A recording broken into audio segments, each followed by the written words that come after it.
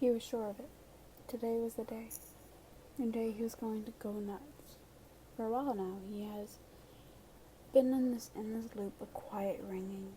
But this time, it was much more. Much, much more. Much worse. Indeed. It was as if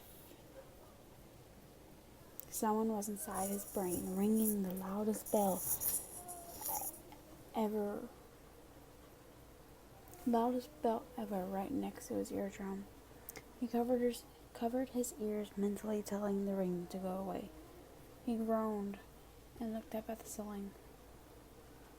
Why is this happening? Haruka tried shaking it off by taking a bath. Yeah, a bath always made things better, except for today. He sighed and slid farther into the water as the ringing continued on. He looked down at his hand and sighed.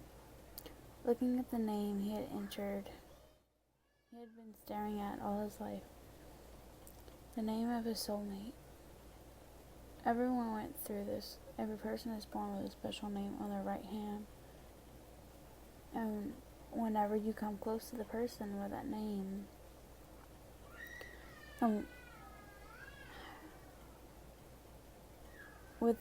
had your name on his or her right hand, it starts to get brighter. And when you come close enough, then it disappears. You have found your soulmate. Haru had always hoped he would find his and be able to be with her. He didn't want to be alone anymore. He just wanted to meet. This isn't working. Haru knew the last thing that might work is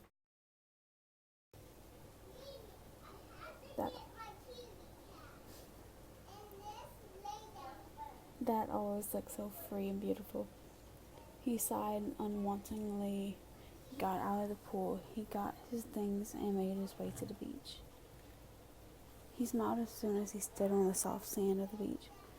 It was one of the most comforting things in the world to him.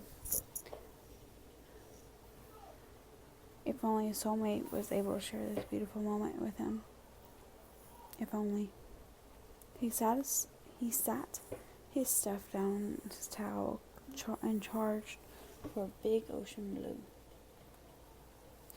After a vast hour of rage, feeling frustration, Haru decided to give up trying to make the ring go away. He walked to where the water was up to his knees and turned to look at his hands. At that moment, his heart felt as though it stopped. It started lightly glowing. His heart started beating louder and then ringing in his head. He quickly glanced around the beach but couldn't see anyone in the same discomfort or symptoms as him. He decided to walk further and further up the beach until he was knocked over by a petite force.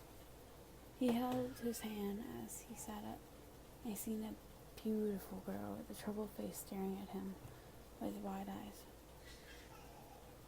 His eyes darted at his hand, seeing it was glowing brighter by the minute. He gasped slightly and quickly grabbed her right hand, seeing it had glowed. It was glowing as bright as the name Haruka on it. His eyes teared up as he pulled her in for a tight hug and put a hand on her head, pulling her closer. Where have you been? I've been waiting for you.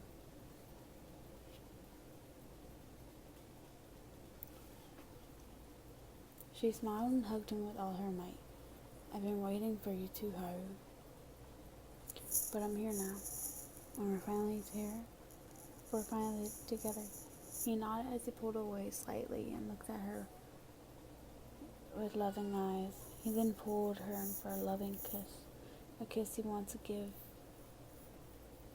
ever since he was born.